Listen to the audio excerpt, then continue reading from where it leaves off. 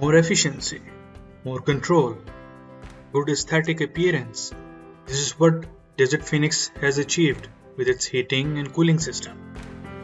Unlike traditional HVAC systems, which move heated or cooled air through a building using ductwork, variable refrigerant flow systems move heated or cooled refrigerant through small diameter pipes.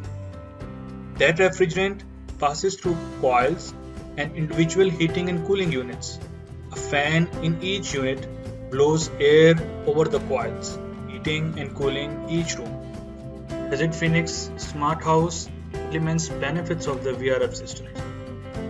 This design brings many benefits, including energy savings. This saves energy cost than the traditional HVAC systems.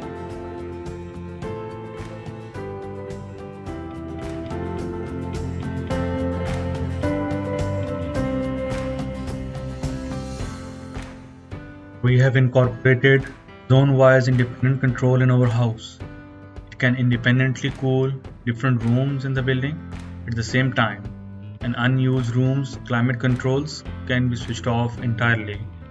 This is done using the mode selection box. The system also has the ability to connect with house Wi-Fi.